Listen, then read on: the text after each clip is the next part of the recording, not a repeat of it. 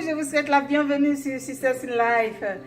Oui, je suis contente de venir partager aujourd'hui avec vous les 10 points sur le choix du conjoint. Vraiment, je suis dans la joie parce que le choix du conjoint, c'est vraiment très important. Alors, pour les personnes qui ne me connaissent pas, si c'est la première fois que vous découvrez cette vidéo, abonnez-vous, partagez, likez pour vraiment que tout le monde ait vraiment accès à la connaissance, découvrir ce qui se passe, comment il faut se préparer pour entrer dans le mariage. C'est important, oui. Alors, on va commencer sur le premier point qu'on a vu dans la précédente vidéo, sur si les deux doivent être des chrétiens. Alors, pour commencer, je voulais vous dire que j'ai mon père qui m'expliquait que il y a un couple bien, ils s'aimaient au début, tout allait bien et ils se sont mariés. Sauf que le monsieur est musulman et l'autre, la dame, elle est chrétienne. Au départ, tout allait bien, chacun dit bon, chacun respecte son choix et tout. Mais après qu'ils ont eu des enfants, eh bien, tout a commencé à ne plus aller parce que le monsieur veut Mariam, la femme veut Marie, et puis l'autre veut Mohamed. La dame demande non, moi je veux Julien. Vous voyez un peu ces choses-là. Et donc, tout ça, ça frustrait la femme. Elle n'avait pas vraiment, il ne s'entendait pas sur ces points-là. Donc, c'est vraiment très important de faire le choix du conjoint, de voir, de vous entendre sur vraiment des points essentiels.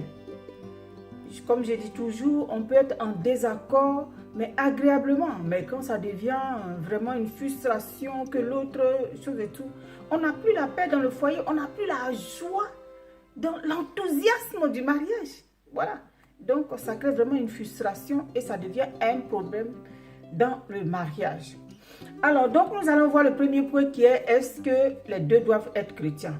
Vous savez, en tant que croyant, je vais dire, nous savons que le mariage est une alliance aux yeux de Dieu. Oui. Et toute alliance constitue un principe que l'on ne peut pas violer. Oui, on ne peut pas violer. Oui. Donc, avant de vous lancer, de vous engager, vous devez vérifier si la personne avec qui vous voulez vous mettre vraiment craint Dieu. Vérifiez si elle ou il est dans l'alliance. Si c'est une personne vraiment qui craint Dieu, il y a être chrétien et à craindre Dieu. Très important. Il y a une différence, une très grande différence. Autrement, si la personne n'est pas des chrétiens, il ne craint pas Dieu, ça ne peut pas aller. Parce que il y a des chrétiens qui ne sont pas convertis. Prendre quelqu'un qui n'est pas converti, c'est s'exposer à un combat dans le foyer. Oui. Il y a aussi c'est un choix qu'on fait qui vraiment soit ça nous fait du bien, soit ça nous transforme complètement. Ça, il faut se rendre compte. C'est pour cela qu'il y a une parole qui nous conseille que ne vous mettez pas sous un joug étranger. Mais ça, quand on ne connaît pas cette parole, on se met sous un joug étranger et après, on est malheureux. Donc, voici, la parole nous conseille cela, de ne pas le faire. Le deuxième point dit de ne pas se fier aux apparences. Il y a beaucoup de personnes qui vont à l'église, mais qui ne sont pas convertis. Ils sont même là, ils font les choses, ils travaillent dans l'église, ils font tout, mais qui ne sont pas convertis. La parole nous dit qu'il y a de l'ivraie dans l'église, il y a du bon blé, il y a de l'ivraie aussi dans l'église. Donc, ce n'est pas parce que la personne va au culte ou fait des activités dans l'église qu'elle est convertie. Oui, il faut faire attention. Il faut vérifier la profondeur de sa conversion. Il faut vérifier la profondeur de sa conversion. Et les fruits qu'il ou elle porte. Oui, on peut vérifier cela dans la prière. Par les actes qu'il pose. Son comportement. Ça, c'est les fruits, ça. Son comportement. Tu dois dépasser les apparences pour aller en profondeur. Au-delà même voile de la réalité. Oui, la parole de Dieu nous dit que nous ne connaissons personne d'après la chair. Oui, il n'y a que Dieu pour révéler qui est cette personne qui est en face de toi. Donc pour cela, vous devez prier avec détermination. Vous devez prier avec détermination. Et donc, si un frère exprime ses sentiments, va prier. Prends tes distances. Vous devrez prier. Oui, oui. Évitez tout rapprochement. Parce que ça crée aussi des choses. Donc, le troisième chose qu'il faut vérifier, les signes que Dieu donne. Quand la personne t'a déclaré ses sentiments, ou toi-même, que toi-même tu commences à rêver, que tu cherches des signes. Non. Ou que le pasteur a prophétisé. Tu dois voir si tout se passe bien.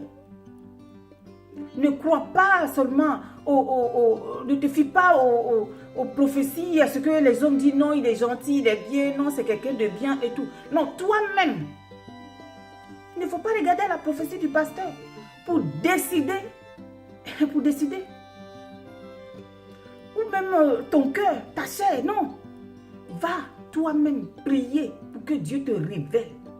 Dieu nous parle, pour que Dieu te révèle, Dieu va te donner des signes. Oui, pour que tu sois sûr. Oui. Alors, on va voir l'autre partie. Est-ce que ce monsieur-là a une vision pour la famille? Est-ce qu'il a une vision pour la famille? Oui. Tu dois connaître la vision que l'homme a pour la famille. Tu dois connaître la vision. Vous devez parler ensemble. Connaître la vision de l'homme pour la famille.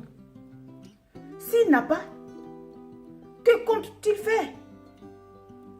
Oui. Parce qu'il y a des hommes qui ne savent pas ça. Hein? Donc toi, la femme, tu dois le savoir. C'est quoi ta vision? L'homme doit avoir la vision pour que toi, tu viennes l'aider dans cette vision. L'homme est le sacrificateur du foyer. L'homme est le chef. Donc il faut que tu vois ici, c'est un homme qui a cette casquette-là. Oui. C'est très important. Est-ce que vous me suivez un peu de ce que je veux partager ici avec vous? En principe, Dieu a donné une direction à l'homme. Mais la femme peut également connaître cette direction par la prière. Pour que vous deux, vous soyez vraiment dans la même direction. Pour que vous deux, vous voyez dans la même direction, vous voyez la même vision. Parce qu'après, si lui, il voit tout, toi aussi, voilà, ça va être comme ça. Il y a des accords. Non, tu dois, toi aussi, voir cet homme-là, où il vous amène. Dieu doit te convaincre dedans.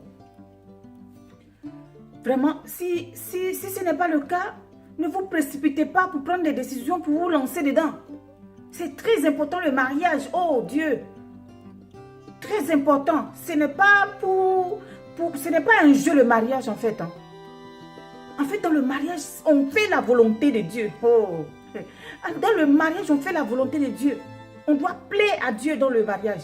Donc, il est important vraiment de ne pas abandonner ses valeurs pour une relation. Oui, oui. C'est vraiment important. Vous devez être en accord avec la vision et ne pas abandonner ses valeurs pour une relation. C'est vraiment très, très important. Donc, ce que moi, je peux dire est que il est vraiment préférable de passer du temps avec le Seigneur pour que Dieu vous révèle tout cela. Si tu vois qu'il vraiment, il donne plus d'importance à ses amis, non. C'est des choses que plus tard tu vas subir dans le foyer. Il faut voir que ce n'est pas la bonne personne. Oui. Ce n'est pas la bonne personne. Alors ne prends pas cette décision à la lettre. Oh mon Dieu, c'est tellement important. Alors, qu'est-ce que nous devons faire? La cinquième, la famille et l'origine. Le mariage est aussi une alliance familiale. La femme ne reçoit pas que le nom du mari, mais également une nouvelle identité, un héritage spirituel. Hey! Un héritage spirituel que tu reçois. Il faut voir si tu es bien accepté au sein de la belle famille. Il faut voir aussi la place que ton futur mari, ton futur conjoint accorde à sa famille. Si c'est un mariage pour les mariages mixtes, hein, vous voyez, il faut savoir si vraiment l'autre est prêt à assumer les conséquences. Toutes les questions doivent être vraiment traitées avant de vous décider. Il y a aussi beaucoup de problèmes hein, à cause des parents qui se mêlent des affaires du couple. Donc, il faut voir si l'homme il a tendance à vraiment te mettre à côté. Il est avec ses parents et puis non, ça ne doit pas être comme ça, vous devez vous entendre. Il y a des critères de valeur et critères de valeur. Vraiment, hein? Il faut voir si le futur conjoint correspond aux critères, aux valeurs que vous vous êtes fixés, tous les deux. Le physique n'est pas tout. Oui, le physique n'est pas tout. Il faut voir vraiment... comme je disais tout à l'heure, en profondeur. La beauté finit. La beauté finit avec l'âge. Hein. Donc, il faut miser sur les qualités intérieures. Hein? Comme le fruit de l'esprit, hein, la douceur, la bonté, la générosité. Oui, oui. Les gens qui vraiment... il y a des gens qui ne veulent pas du tout partager. Ils ne veulent pas du tout partager ça, il faut voir.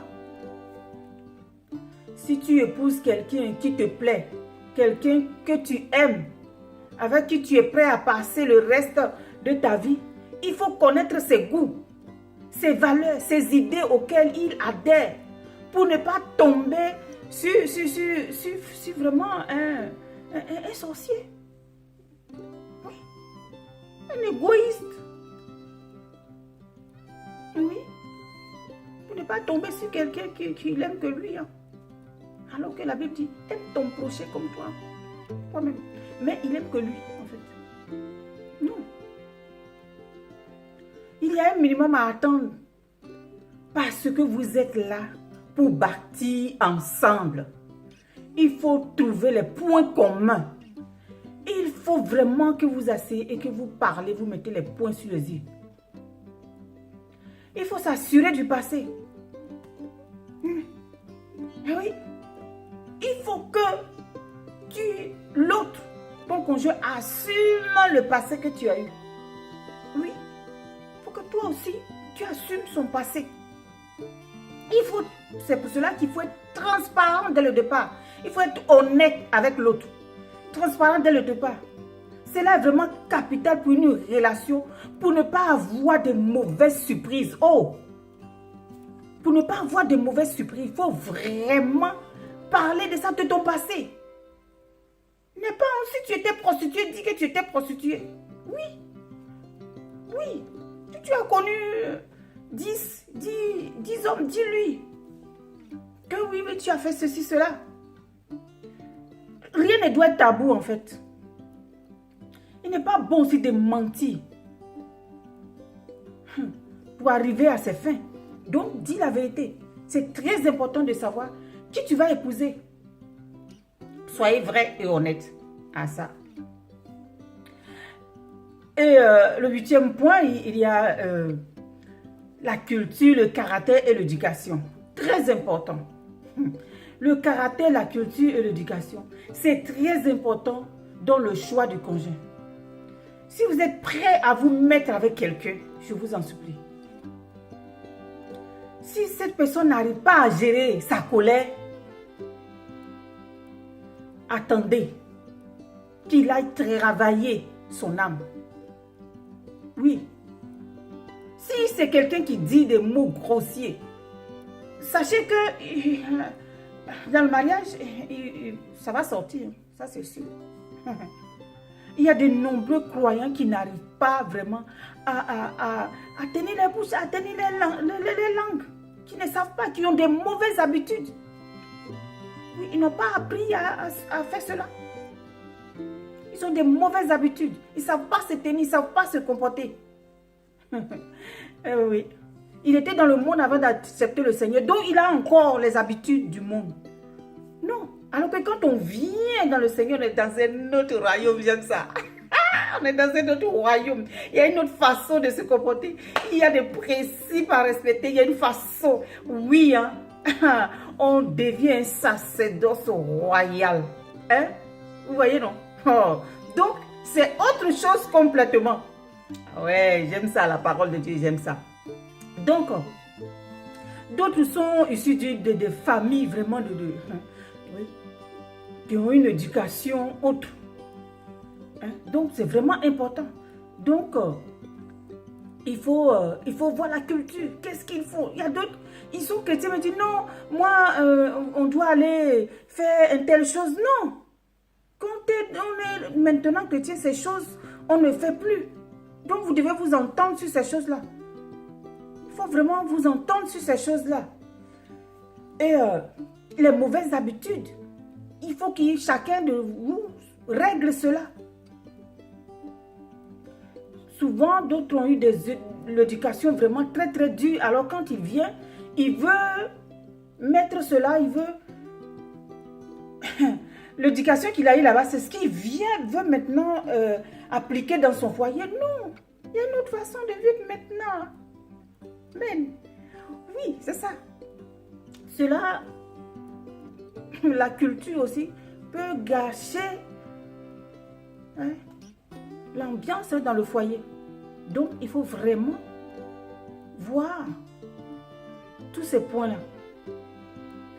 Alors, je voudrais aussi vous parler de la 9e partie, qu'il faut traiter la question de la sexualité.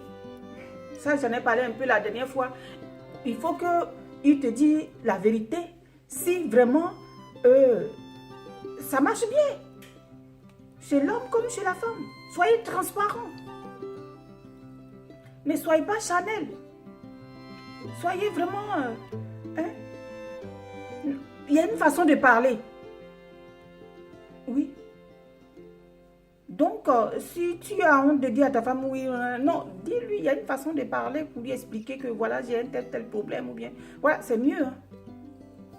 Là, donc, la question de la société permet de savoir si vous avez affaire à quelqu'un qui est Chanel ou spirituel. Oui. Il faut commencer à en parler quand la relation est vraiment avancée. Ça, il faut vraiment commencer à parler. Il faut pas, c'est pas un tabou. Hein. Pour voir quelle est la vision de la personne sur la sexualité. Mais il va te demander des choses que tu n'es pas capable de faire. Parce que s'il vient dans le monde là qui n'est pas encore converti, il va te demander des choses que tu n'es pas capable de faire. Oui. Ouais. Il va te dire, oui, ben, prends-moi ici, ben, fais comme ça. Non, la Bible dit que le lit conjugal soit... Hein? Donc, ce n'est pas là-bas que vous allez faire des choses qui ne glorifient pas Dieu. Donc, parlez de ça. Il y a beaucoup de causes de divorce dans le couple à cause de ça. Donc, il est conseillé de fuir une personne. Tu veux avoir une relation sexuelle même avant le mariage. Sous peut-être qu'il veut essayer. Il faut refuser. Tout simplement, il faut refuser. Mais vous pouvez parler de ces choses-là bien comme il faut pour que vous soyez en accord. Alors, nous allons voir notre 10e point qui est l'argent. L'argent est aussi une source importante de division, même une source de divorce dans le couple. Il faut tester le rapport de votre futur conjoint à l'argent. Il faut savoir si c'est quelqu'un qui dépense beaucoup. Si c'est quelqu'un qui dépense tout son argent. Oui, il faut vraiment vérifier cela. Si c'est quelqu'un qui garde, ou bien qui n'aime pas aussi donner, qui n'aime pas partager, il faut voir s'il a des dettes, s'il est accro au jeu d'argent. Franchement, il faut vraiment prier pour que le Seigneur vous révèle vraiment quel genre de personne vous avez.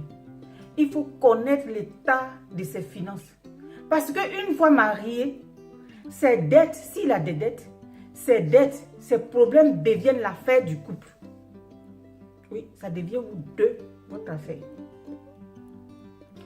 Donc la responsabilité est à vous de prier pour que le Seigneur vous révèle. Parce qu'il y a des gens qui cachent les choses. Mais Dieu connaît tout. Alors, Dieu peut te révéler ce qu'il cache. Et je vous en supplie, quand Dieu vous révèle les choses, faites attention à cela. C'est ça. Soit il traite cela, sinon ne vous engagez pas dedans. Si vous engagez malgré que Dieu vous a révélé, vous connaissez la suite. La souffrance, tout ce qui va venir après, ce ne sera plus l'affaire de Dieu. Oui. Alors donc, ce que je peux dire pour ma part, c'est qu'il faut consulter Dieu. Lui qui est l'instigateur du mariage. Pour vivre un mariage heureux, il faut confier toutes choses à Dieu. Même quand surviendra un malentendu dans le mariage, c'est lui qui peut donner le secret, la stratégie pour pouvoir régler le problème. Parce que je vous assure que ce n'est pas parce qu'on a fait tout ça là qu'il n'y aura pas de malentendu. Parce que comme je disais tout à l'heure, chacun a vécu, a eu son éducation, sa culture et on vient. Donc normalement ce qu'on doit faire, c'est de quitter l'ancien moi pour venir épouser vraiment les principes du royaume. Oui, sur le mariage. Et là, quand il y a quelque chose qui ne va pas, on règle et la paix de Dieu qui surpasse toute chose devient notre partage. Sur ce, que le Seigneur vous bénisse. Merci de m'avoir écouté. Et je crois que cela va aider quelqu'un, soit qui est dans le foyer ou qui veut rentrer dans le foyer, pour vraiment être averti. Comment s'y prendre? Moi, ce que je peux dire, abonnez-vous à cette chaîne pour être au courant de toutes nos vidéos. Partagez aussi pour faire du bien autour de vous. Likez, laissez-moi des commentaires. Cela me fera beaucoup plaisir. Je vous souhaite vraiment bonne écoute et à la prochaine vidéo. Bye bye.